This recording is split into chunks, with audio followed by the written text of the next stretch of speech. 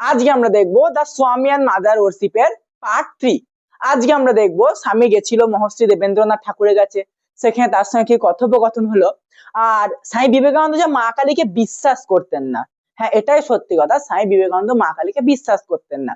কিভাবে তার বিশ্বাস বোধটা জাগলো এবং নিবেদিতাকে সে কিভাবে মা কালীর প্রতি বিশ্বস্ত করলো, এইটা আজকে আমরা পড়বো। তাহলে চলো এবার দেখে নিই। আর একটা কথা আমি বলে রাখি, এই স্বামীজি যে বিশ্বাস করতো না মা কালীকে, আজকে রামকৃষ্ণ পরমহংসদেবের নাম উঠলে কিন্তু তারপরেই নাম আসে স্বামীজির।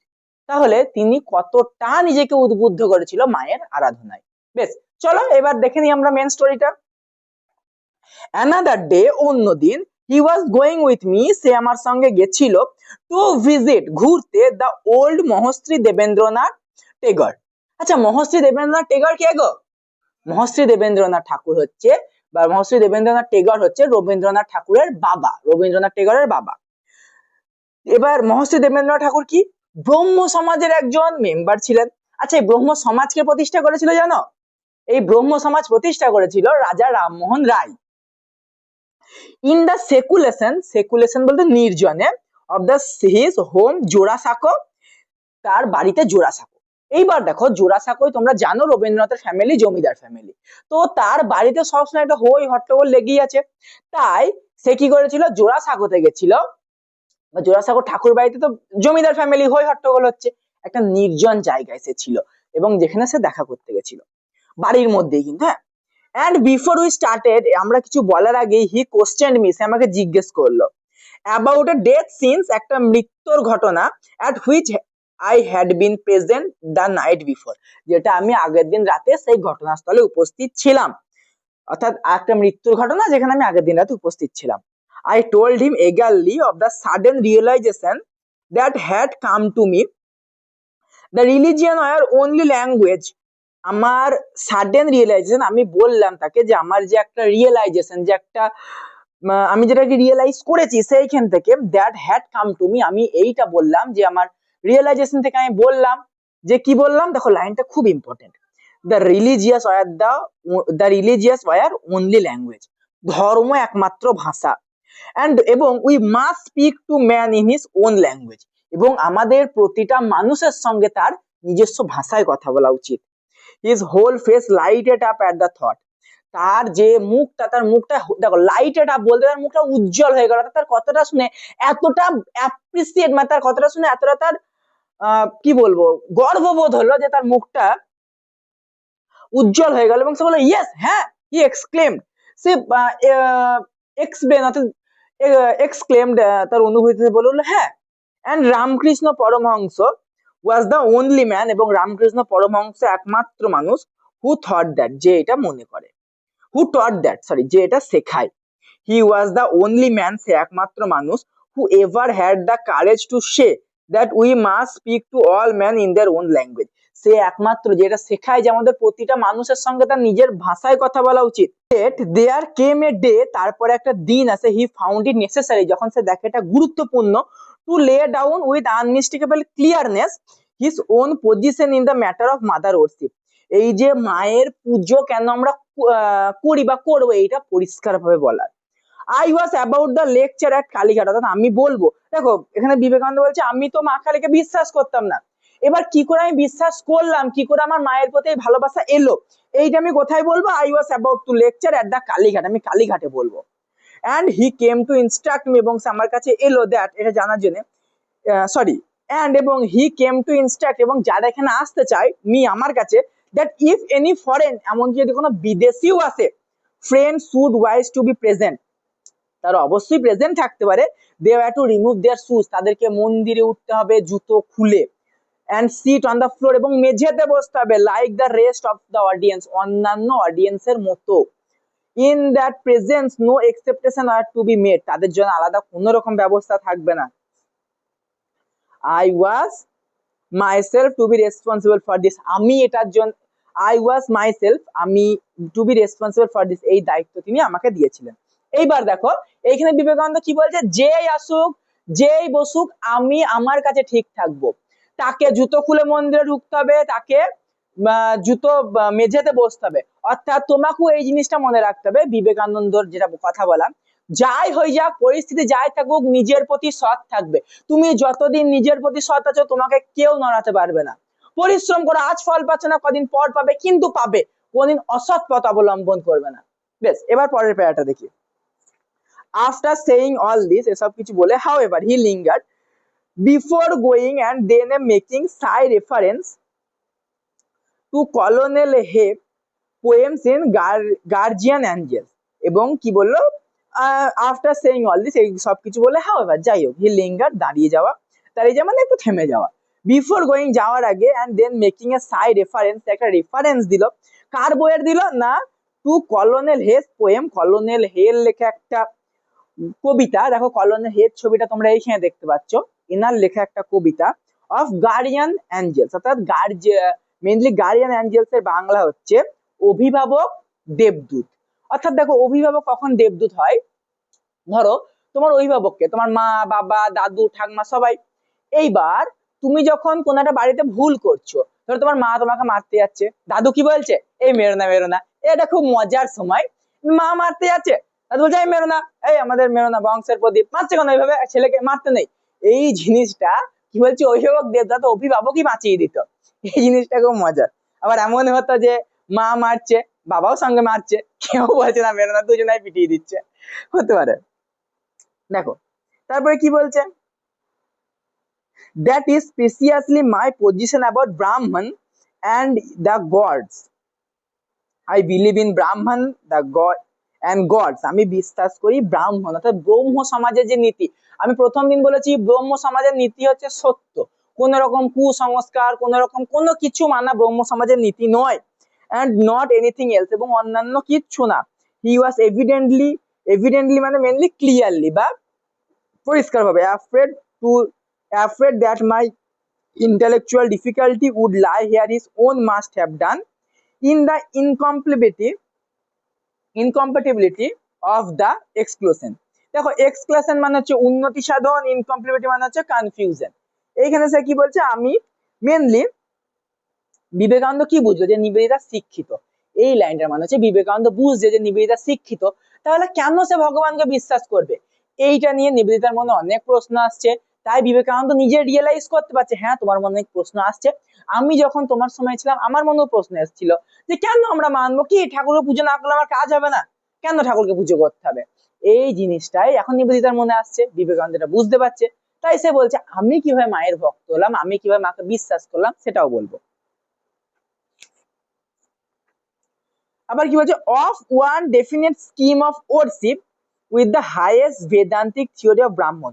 আচ্ছা, স্কিম অফ ওয়ারশিপ মানে দেখবা পুজো দিয়ে টাকা, অর্থাৎ টাকা দিয়ে পুজো। দেখবা কেউ যদি 101 টাকা দেয়, তুমি একটু একটু বারান্দার দিকে বসো, 501 টাকা, মাঝে বসো, মাঝে 1001 টাকা, যাও মায়ের কাছে যাও, মানে তুমি 2001 টাকা দাও, ডাইরেক্ট ওপরে বাড়ি দেবে, যাও মা কালীকে গিয়ে বলে এসো, এইরকম একটা ব্যাপার। দেখো এইটার তো কোনো লজিক্যাল ব্যাপার নয়, মা কালী তো দেখছো না কে কত টাকা দিচ্ছে, এটা পুরোপুরি একটা ব্যবসা। সেই জন্য কি ব্যবহার করছে, স্কিম অফ ওরশিপ, অর্থাৎ ভক্তির স্কিম, এটা পুরোপুরি একটা ব্যবসা। আর একটা কি বলছে, হাইয়েস্ট বেদান্তিক থিওরি অফ ব্রাহ্মণ। বেদান্তিক থিওরি কি জিনিস, যে ঠাকুরের কোনো মন্ত্র থাকবে না, ঠাকুরকে তুমি নিজের মতো করে ডাকো, নিজের মনের কথা বলো।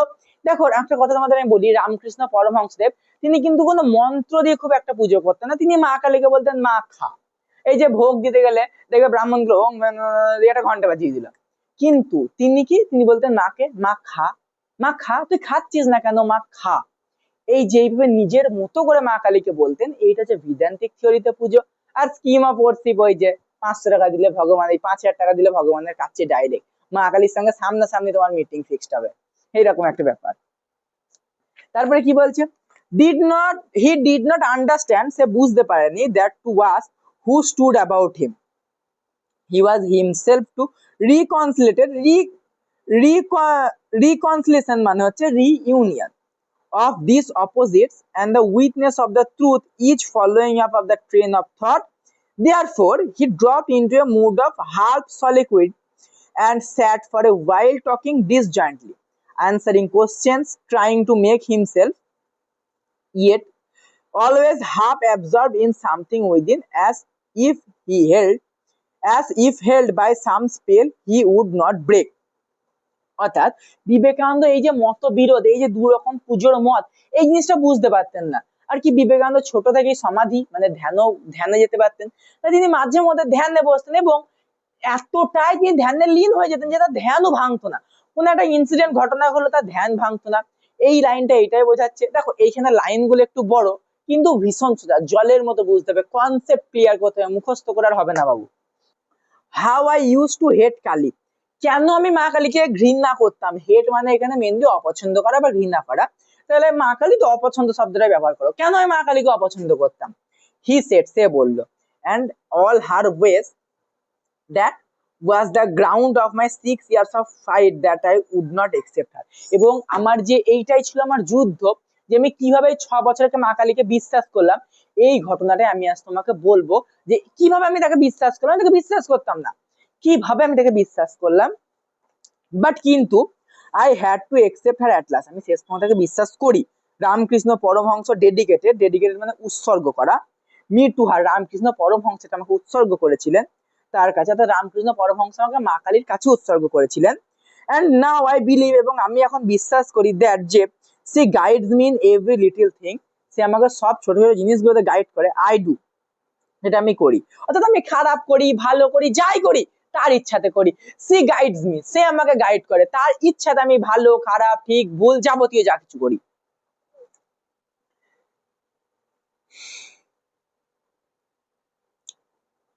and does with me what she will, yet I fought so long, এবং সে যে এক্সিস্ট করে এইটাই আমার বিশ্বাস করতে অনেকটা আমাকে যুদ্ধ করতে হয়েছিল। এখন কি আই লাভ হিম, আমি তাকে ভালোবাসি। আর সি ইউ, তাকে দেখি, and that was held me, অর্থাৎ সে আমার সঙ্গে সব জায়গায় থাকে। আচ্ছা ভালো করে দেখো, এখানে হিম বলেছে, হিম বলতে কিন্তু এখানে রামকৃষ্ণ পরমহংস। যখন হার ইউজ হচ্ছে মা কালী, হিম হলে দুজন হতে পারে, রামকৃষ্ণ পরমহংস, বিবেকানন্দ। আর তারপরে কি বলছে, ইয়েট আই ফট সো লং, এবং আমি এটার জন্য অনেক যুদ্ধ করেছিলাম। আই লাভড হিম, আমি তাকে ভালোবেসেছিলাম। ইউ সি, তুমি দেখো, I do and does with me what, sorry, you see তুমি দেখো, অ্যান্ড হোয়াট হেল্ড মি, কি হয়েছিল আমার সাথে, অর্থাৎ তিনি সব জায়গায় আমার সাথে আছেন। I saw his marvelous purity, I felt his wonderful love. Greatness had not drawn me on me then. All that came afterwards, then I had given, দেখো given মানে এখানে বোঝা যাচ্ছে আত্মসমর্পণ করা। At that time, এই সময় I thought him a brain sick baby। দেখো রামকৃষ্ণকে এখানে বলছে ব্রেন সিক বেবি, কেন ব্রেন সিক বেবি বলতে বাচ্চাদের মতো ব্রেন, আর একটা হয় কিছুটা মানে বাচ্চাদের মতো ব্রেনই বলতে পারো। কেন, ওই যে বললাম সে মা কালী বলতো মা খা, সে একসময় প্রধান পুরোহিত ছিল মন্দিরের, কিন্তু তোমরা চিনবে সবাই দক্ষিণেশ্বর মন্দিরে তিনি প্রধান পুরোহিত ছিলেন রানী রাসমণির আমলে। তো তিনি মা কালী বলতেন মা খা, মা খা। মা কালীকে তিনি মন্ত্র দিয়ে নয়, যে একটা যে মন্ত্র আছে ঠাকুরের, তো সেই মন্ত্র দিয়ে নয়, তিনি ডাইরেক্ট মা কালীকে নিজের মায়ের মতো। আচ্ছা তুমি তোমার মাকে যখন খাওয়াও বা বাই চান্স যদি তোমার মাকে তুমি খেতে দাও, তো তুমি কি বলো যে মাকে একটু ঘন্টা বাজিয়ে পুজো দিয়ে ফুল ছিটিয়ে খেতে দাও? দাও না নিশ্চয়ই। মা কালীকে সেই রকমই সে নিজের মায়ের মতো খেতে দিত, তাই তাকে ব্রেন সিক বেবি বলা হচ্ছে। তারপরে কি আছে দেখো, I hated it and then I too had accepted, আমি তাকে ঘৃণা করতাম, সত্যি করতাম, আমি এই জিনিসটাকে পছন্দ করতাম না। I hated it and then, তারপরে আই টু হ্যাড একসেপ্টেড, আমি নিজে এটাকে গ্রহণ করেছি। নো না, the thing that made me do it is a secret that will die with me, অর্থাৎ তিনি আমাকে এমন কিছু দিয়ে গেছে যেটা আমার সঙ্গেই মারা যাবে। তিনি মায়ের সঙ্গে আমাকে এমন কিছু গোপন জিনিস দিয়ে গেছিল, আগেকার দিন দিত না, যে ধরো ওই যারা ঝাড়া ঝুড়ো জানে কি, আমার বাবা আমাকে এই শিক্ষা দিয়ে গেছে, আমার গুরুদেব আমাকে এই দীক্ষাটা দিয়ে গেছে, এই যে ওইটা আমার সাথেই মারা যাবে, আমি কাউকে বলবো না এই জিনিসটা। বিবেকানন্দ কি বলছে, আমাকে তিনি যেটা দিয়ে গেছে রামকৃষ্ণ পরমহংসদেব, এটা আমার সাথেই মারা যাবে, আর কাউকে আমি বলবো না, আমি মারা যাবো এটাও শেষ। I had great misfortune at that time, এই সময় ছিল আমার it was an opportunity she made a slave of me, অর্থাৎ এটা আমার দুর্ভাগ্য ছিল যে ওই সময় আমি চাইলে মায়ের ভক্ত হতে পারতাম। Those were the very words a slave of you and Ramakrishna Paramahansa made me over to her. Strange, she lived me only 2 years after doing that. অর্থাৎ রামকৃষ্ণ পরমহংস যখন আমাকে এই দায়িত্ব দেন বা যখন আমি তার স্মরণে আসি, তারপরে তিনি আর 2 বছর বেঁচে ছিলেন, অর্থাৎ এই স্মরণে আসার পর তিনি আর 2 বছর, বিবেকানন্দ স্মরণে আসার পর তিনি 2 বছর বেঁচে ছিলেন। তারপরে কি বলছেন, and most of the time he was suffering, অর্থাৎ সে ম্যাক্সিমাম টাইমটাই কি শরীর খারাপে থাকতো, তার শরীর দুর্বল হয়ে যেত, সে যে তার উজ্জ্বল্য, তার যে ক্ষমতা সেগুলো তিনি হারিয়েছিলেন। Not more than 6 months did he keep his own health and brightness, তার নিজের স্বাস্থ্য, তার নিজের যে উজ্জ্বলতা সেটাকে তিনি 6 মাসের বেশি দিন রাখতে পারেননি। গুরু নানক, এই গুরু নানক শুনলে আমাদের মাথায় আর একটা জিনিস গুরু নায়ক, আমরা কোথায় পড়েছিলাম অ্যান অ্যাস্ট্রোলজার ডে তে গুরু নায়ক বলে পড়েছিলাম, অর্থাৎ যে লোকটাকে খুন করার চেষ্টা করা হয়েছিল সে ছিল গুরু নায়ক। Guru Nanak was like that, Guru Nanak এইরকমই ছিলেন। তুমি জানবে looking for me one disciple to whom he would gave his power, একজন শিষ্য খুঁজছিলেন যিনি তাকে তার পাওয়ার ক্ষমতা দিয়ে যেতেন।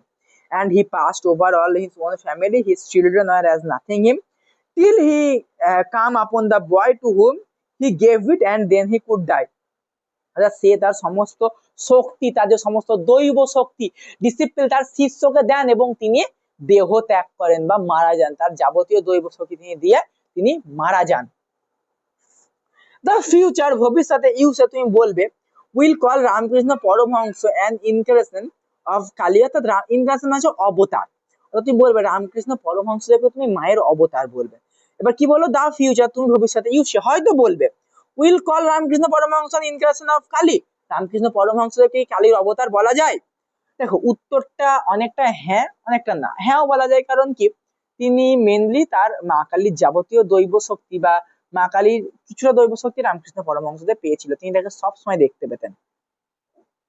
ইয়েস আই থিঙ্ক, হ্যাঁ আমি মনে করি, there no doubt that she worked up the body of Ramakrishna for her own ends. দেখো এই লাইনটা একটু কঠিন শব্দ ব্যবহার করা আছে, কিন্তু লাইনটা ভীষণ সোজা।